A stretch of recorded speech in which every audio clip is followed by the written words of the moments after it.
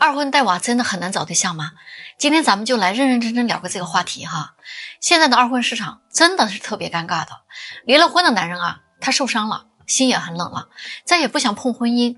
啊，要么他就自个儿过几年缓一缓，甚至连恋爱他都懒得谈。有钱的男人还算幸运啊，离婚后可能还能找个不错的对象。那些没有钱的呢，就要做好打光棍的准备了。而那些离了婚的女人，不管是自己受伤的还是伤了别人的，她们都会等待下一个条件更好的男人出现。毕竟是女人嘛，不论她是到了多大啊，哪怕70岁了，她都希望自己被捧在手心里啊。所以那些长得很漂亮的离婚女人，她们觉得自己根本不缺男人追啊。可是混了几年以后，她会发现愿意娶她愿意跟她结婚的少之又少。这是为啥呢？其实男同胞们都明白哈，这不过是想玩玩罢了。条件好的男人基本上不会考虑离过婚还有孩子的女人，因为他们的选择很多啊，人家没有必要在你这儿浪费他的时间和精力的。而那些穷的男人可能对他呢是有几分真感情的，但是他又看不上的。长得不好看的离婚女人呢就更难找对象了，很少有人问津，再加上他要是带个孩子就更别提了。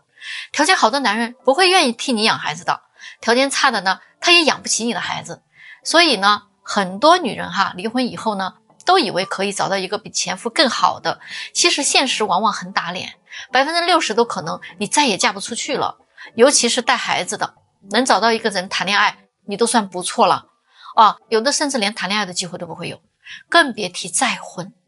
这个时候你可能会质疑我说的话，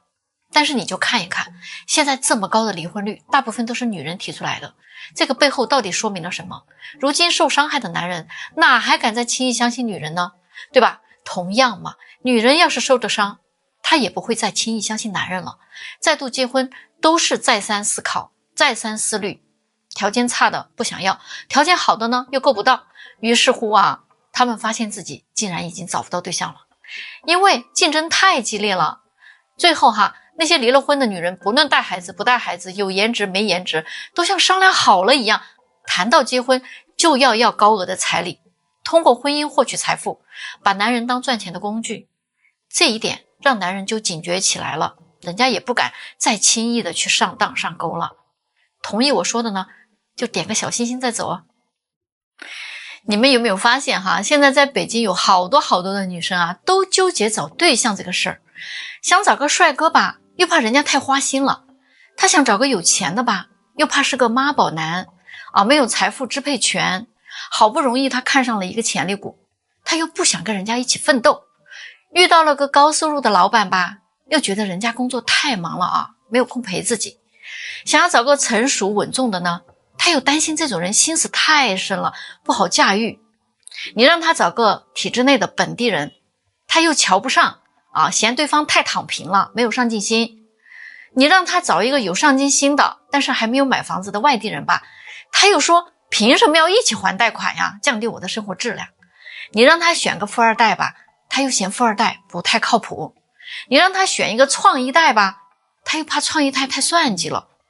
于是乎这些姑娘就在各种类型的男人中间来回的游走，有的被骗了，有的呢骗了别人，结果就这么着一天一天的年纪就大了，竞争力呢就随之下降了嘛。他们还很不服气说年纪大了怎么了，我有不想将就的权利，我找不到合适的我就不找了。就这种态度面对婚姻，我们还真的得感谢你们呢。如果不是你们这种既要又要还要的标准，那婚恋行业也不可能发展到今天这么好。大家觉得是不是这回事呢？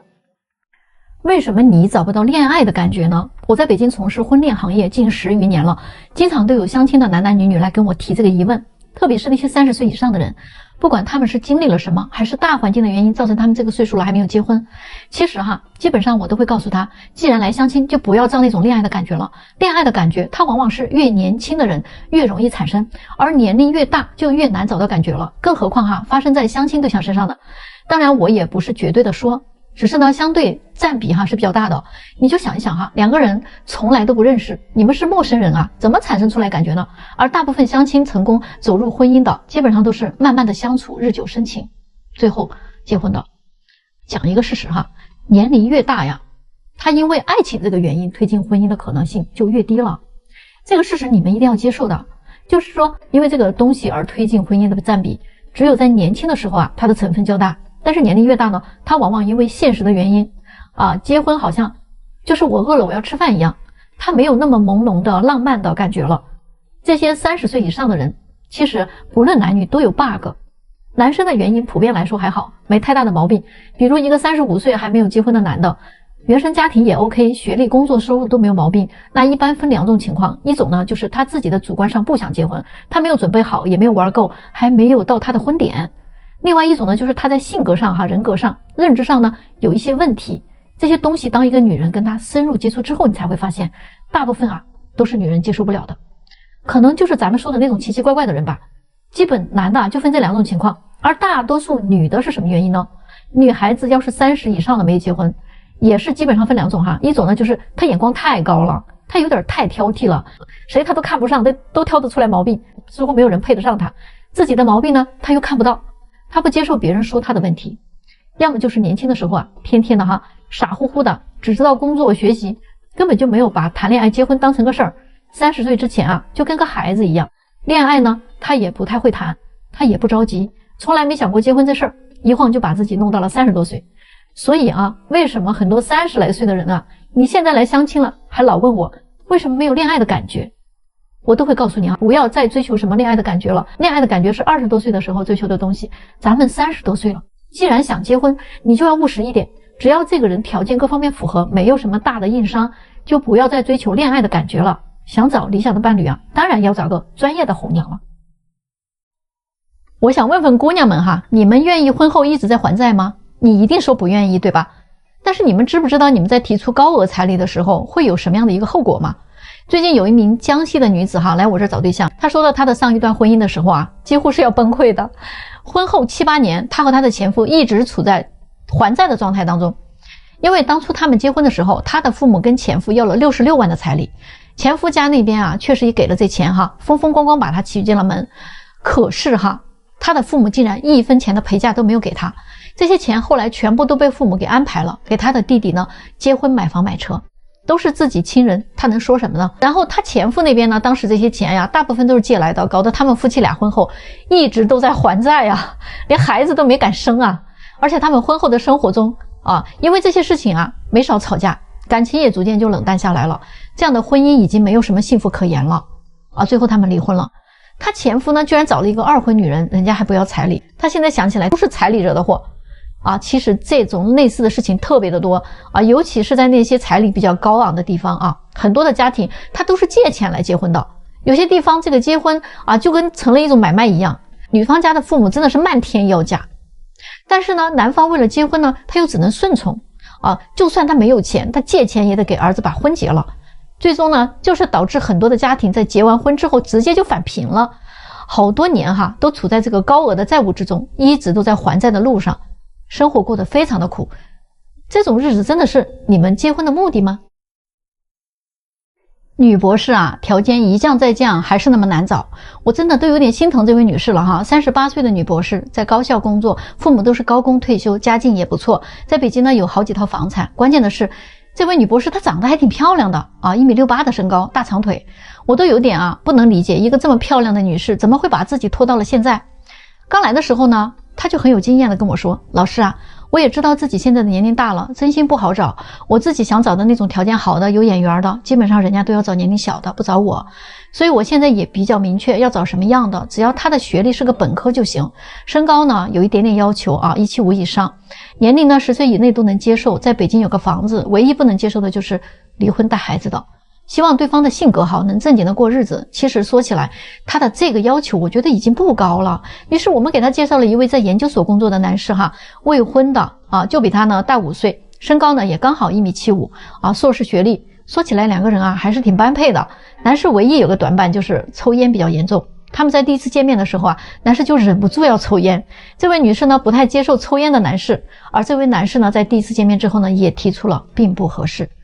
我就很好奇问他为什么呀？难道这样的还配不上你结果你们知道他怎么回答我的吗？他说，老师你误会了，不是说他配不上我，是我觉得自己配不上他。于是这次相亲失败了。这个女士呢很焦虑，她说，姐，要不再把要求放低一点吧，您帮我看一看离异的呢？于是呢，我们又给他介绍了一位离异的男士啊，年龄呢比他大8岁，离婚，孩子跟前妻了，男士经济条件还不错。这2位见面结束之后呢，男士仍然说不合适。我又问了原因，男士说感觉女士啊可能单身太久了，怕她心理上会有一些问题。长得这么好看，这么大岁数没结婚，估计还是多少有一些性格上的问题的，不想花时间再去了解了。总之这一次呢又告吹了，这次他更是没信心了，说姐呀，难道我要降低到是个男的就行吗？大家说这样优秀的女士怎么就这么难找对象呢？现在在北京有个很奇怪的现象，很多的男生他都非常介意同居过的女生，他们普遍认为同居过的女生就跟二婚没有什么两样了呀，相亲之前都得问清楚对方的前任的情况，恋爱史、就医史最近已经我听到了不止1起这样的事情了，有的情侣都谈了好几个月了，甚至都已经见过父母了，结果呢被男生知道女生之前跟前男友同居过，心里就过不去这个坎儿，就这么分手的。有些人会认为现在都是很开放的社会了嘛，没有必要这么小题大做，大部分的情侣在结婚之前都有过同居史的，这么较真儿有必要吗？大家认为呢？来，咱们到评论区讨论讨论吧。真的找对象要这么早我觉得很奇怪一个94年的北京姑娘来找对象嘛，她说了一番自己认为非常正确的话。她说要找对象一定要找那种长得不错而且单身了很久的人。为什么呢？你想想，一个长得好看的人，他能单身好几年，那肯定不是个随便的人吧？人品一定会很好，圈子也一定很干净，他能经得住诱惑，也耐得住寂寞，这样的人肯定错不了，值得托付终身的。这段话你们认可吗？反正我觉得这个认知真的是没谁了。首先，这就好比在说一个人人品好，那圈子就一定干净。你怎么知道那些在不太干净的圈子里混的人，他的人品就会很差呢？这个真的不是绝对的。其次呢，一个人长得好看，那他单身好几年，那说明他不是一个随便的人。但是他为什么这么好看还找不到呢？那只能说明他不是很挑剔，就是性格上很大的问题，对吗？你说这样的人一定经得住诱惑，耐得住寂寞，那不更好笑吗？其实可能根本就不是他很有定力，只不过是没钱没实力吧。如果他想说的是那种既长得又帅又有钱又有实力还一直单身好多年的男生，那我觉得就更可笑了，这样的男生根本就不存在。你们觉得是不是？来，咱们到评论区讨论讨论呢。最近真的是要憋出毛病来了现在那种想白嫖的人真的特别的多。我今天就出来透透气儿了。有3种人呢，你们别来找我找对象也别加我的私信，真的很浪费彼此时间。第一种就是连真实信息你都不想提供的，那你既然很怕泄露信息，你就不要在网上找了我呢还是要对得起那些认认真真给我提供个人信息的粉丝，对吗？我不可能给他介绍一个连信息都没有的人吧。所以咱们的诚信换诚信，那既然没有信任，咱就别往一块凑了，好不好第二种呢，就是那种1毛都不想拔的。你如果觉得1对1私人定制这个价格高了点我是能理解的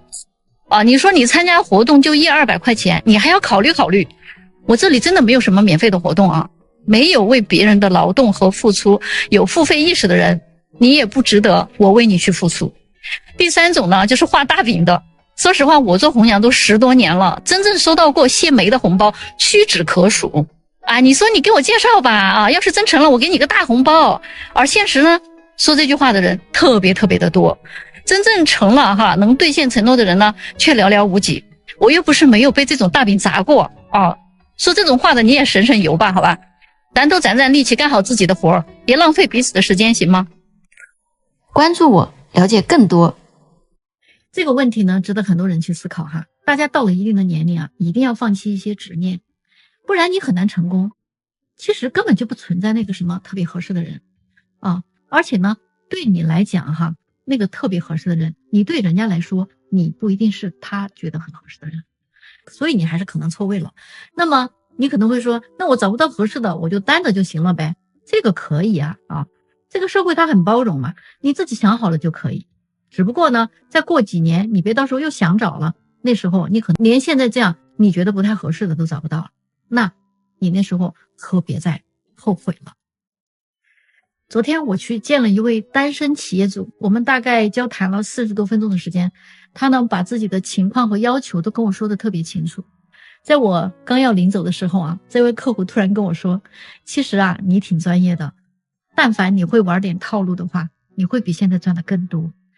其实呢，我做红娘都12年了，这里边不论是各种大小平台，他们玩的那些套路，我真的比谁都清楚。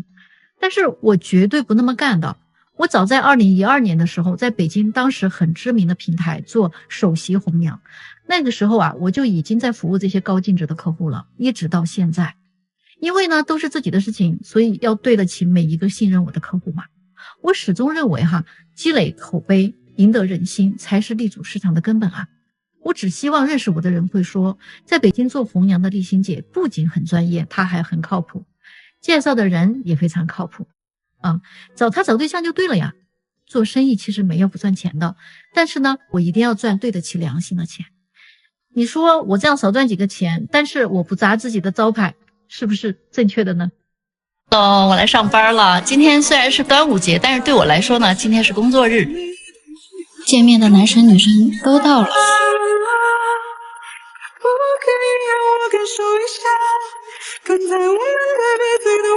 来偷偷看一下他们俩聊得怎么样，好像还不错啊。现在见完了，一起出门了，回去了。一般来说见完面呀，要么就是男生走，要么就是女生先走那今天这对呢，他俩是商量着一块儿走的，大家觉得有没有戏？祝我们所有端午节还在工作的人工作快乐。我不缺女孩子，我只是缺一个可以娶回家的女孩子。我这里有一个南方男孩，94年的180的个子，长得很儒雅，家里做生意，比较传统的家庭。他呢也算是富二代一枚，在北京呢有房有车，经济条件也很好，他自己也开着一家公司自己在经营。他这样的条件可以说应该不缺女孩子的呀。但是呢，他跟我说，我不是缺女孩子，我是缺一个可以真正娶回家做老婆的女孩子。大家来看看他的择偶要求到底合不合理呢？第一，这个姑娘不一定非得大美女，虽然他能找到大美女，但是他说发现在大城市的美女多多少少都有点太现实了，说俗气一点就是有点捞嘛。他虽然不缺钱，但是他也不希望一个女人是冲他的钱来的，多没意思呢。冲自己的钱来，那以后也会冲自己的钱而去，所以还是不想找那样的希望对方的长相中上水平就可以了。第二点，这个姑娘最重要的点是性格好，她喜欢活泼一点的，性格随和一点的，两个人能玩到一起，也能聊到一起。其实呢，她自己是比较宅的比较希望对方能够带动一点，她呢是很乐意去配合的。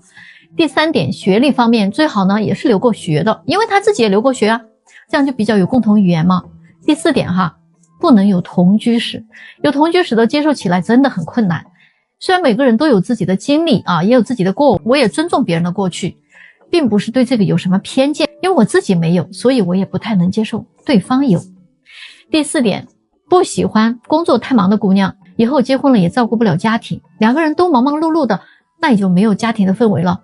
第五点，他比较喜欢小孩，以后肯定是要生2个以上孩子的，只要对方愿意，又能满足这几个条件的话，他会非常认真的交往的，希望能够在半年内就确定关系，1年之内就可以结婚。大家觉得他的要求合理吗？咱们到评论区讨论讨论呢。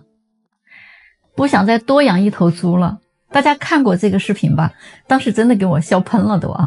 今天我讲的这个是个现实版的真事儿。上个月呢，我给一个89年的男生介绍对象嘛，他们家里还真就是养猪的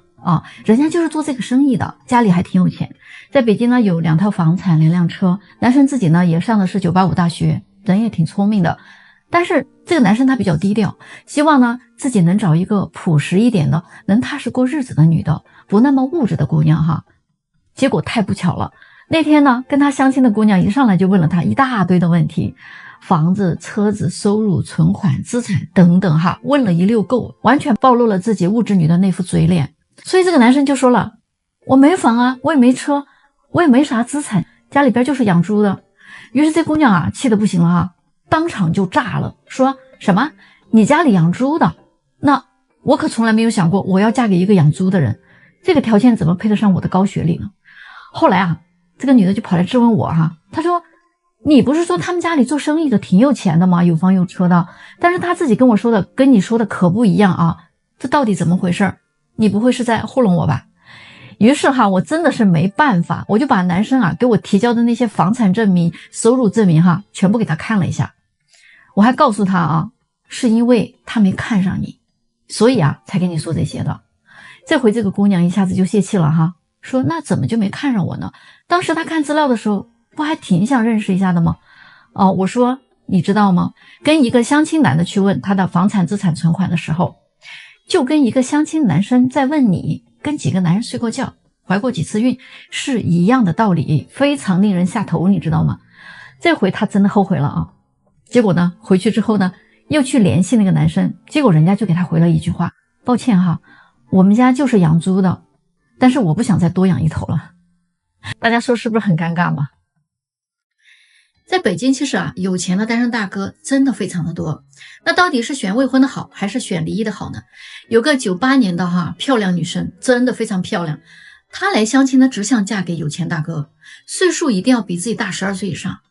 那我就很好奇啊，你为什么要这么早呢？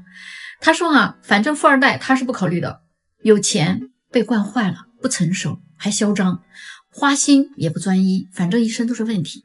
而这些年龄偏大一点的创一代呢，不管是未婚还是离异，他都不介意。创一代情绪稳定嘛，成熟有魅力嘛，最重要的还是有财产支配权。